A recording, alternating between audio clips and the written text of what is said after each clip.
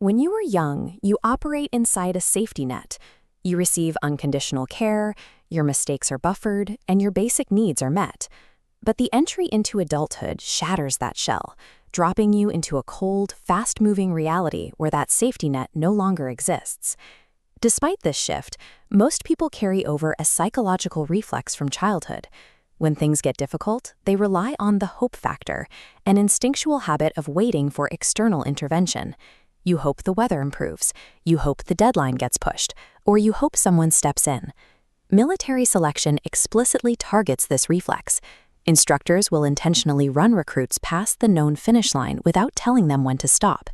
They do this to break the recruits who are living off the hope that an external authority will eventually end their pain. As long as you operate under the delusion that someone else is responsible for your rescue, you guarantee your own powerlessness. Waiting for permission to stop means someone else controls your limits. Look at this crowd. The adult world operates with zero regard for your personal suffering, your perfectly valid excuses, or your bad breaks. To the wider world, you are entirely anonymous, and the system is completely indifferent to whether you succeed or fail. Faced with that indifference, the instinct is to retreat. You choose the safe path. You fall back into comfortable daily habits, lean heavily on the fading sympathy of family members, and avoid any environment where you might be tested. But choosing the safe path creates a vacuum of purpose. Without the friction of a challenge, there is no achievement. Over time, that empty space fills with resentment, leaving you trapped in a life of quiet desperation, angry at a world that simply forgot you. Adulthood operates on a strictly conditional basis. You are owed nothing by default. If you want the world to care that you exist, you have to actively engineer your own value through absolute discipline and skill. Leaving the safe path doesn't require superhuman genetics. The baseline requirement is simply a willingness to execute the ordinary, but to push it slightly further, and to do it every single day.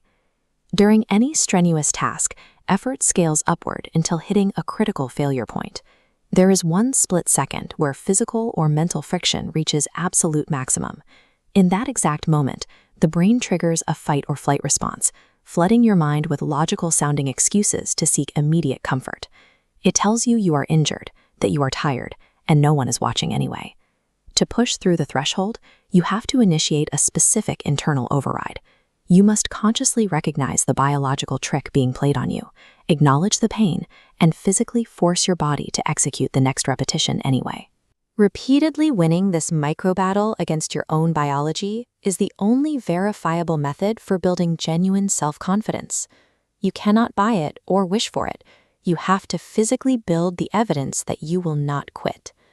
Think of this mechanism as forging mental armor. It is built slowly, and it is built exclusively through the deliberate repetition of miserable, mundane tasks that you desperately want to avoid. When you voluntarily subject yourself to controlled discomfort, like a grueling early morning workout in the cold, you condition your neurological system. By making suffering your baseline, you train your brain to handle the unpredictable, involuntary tragedies that life will eventually throw at you. This requires a highly clinical approach to failure. Society treats failure as a permanent identity, a stamp of who you are. The reality is that failure is simply raw, temporary data. To use that data, you build the archive, digging up past failures and traumas, stripping away the shame, and systematically organizing them. You then use this archive to run a ruthless post-mortem, isolating the exact mechanical errors that caused the breakdown. True mental invincibility is achieved only when you can take your deepest humiliations and weaponize them into a precise, unemotional blueprint for your next attempt. Surviving this daily crucible is impossible if you are suffering without a target. You have to define a highly specific 5-year vision for your life to aim at. The human brain is not wired to find lasting satisfaction at the finish line. Neurologically, satisfaction is generated almost entirely by measuring your own incremental progress toward a nearly impossible target. This changes the entire definition of glory. The applause, the stage, and the medals are just a superficial byproduct. The actual reward is the private pride of knowing you put in the grueling, isolated work when absolutely no one was watching. A defined vision takes your daily, meaningless suffering and transforms it into a mathematically calculated down payment on your future reality.